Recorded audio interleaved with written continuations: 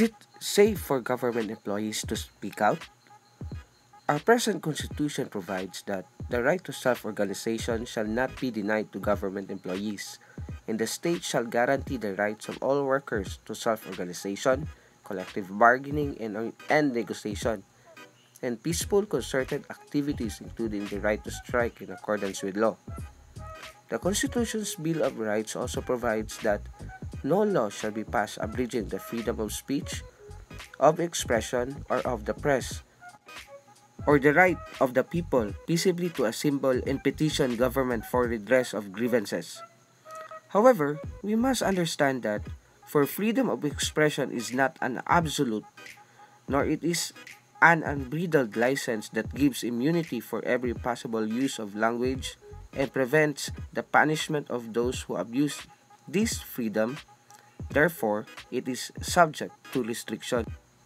The constitutional provision on the right of freedom of expression together with the other constitutional provisions, laws, jurisprudence, and implementing rules and regulations that reflect the state's policy on the different government employees' right to peaceful concerted activities and to self-organization for purposes of collective bargaining. In Davao Water District versus Aranjuez et al., GR number 194192, June 16, 2015, the Supreme Court ruled, "It is correct to conclude that those who enter government service are subjected to a different degree of limitation on their freedom to speak their mind.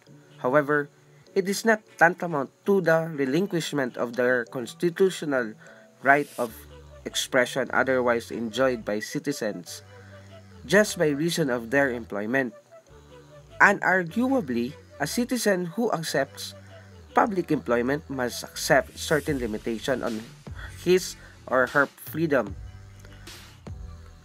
But there are some rights and freedoms so fundamental to liberty that they cannot be bargained away.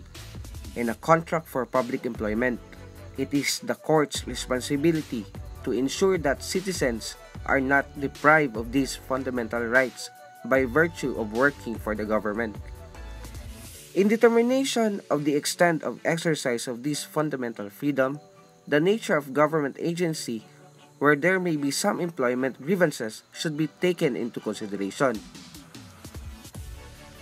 There are some, like the military in uniform personnel, requiring a greater degree of discipline within its rank, where certain forms of expression are limited. So how do we determine that? There are two functions of government, constituent and ministrant.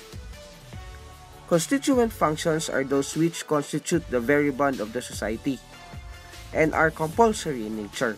Examples are keeping of order and providing for protection of persons and property, the fixing of legal relations between man and wife, and between parents and child, the regulation of property and the determination of contract rights, the definition and punishment of crime, the administration of justice, the determination of political duties, privileges, and relations of citizens, dealings of the state with foreign powers, the preservation of the state from external danger, and the advancement of international interest.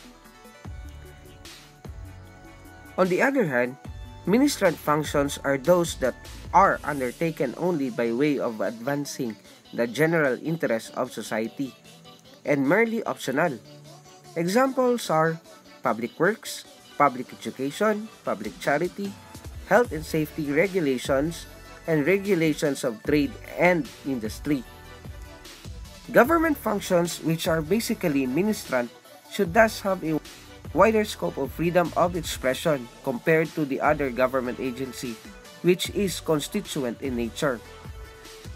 But we need also to be reminded that government workers, whatever their ranks, have as much right as any person in the land to voice out their protests against what they believe to be violation of their rights and interests.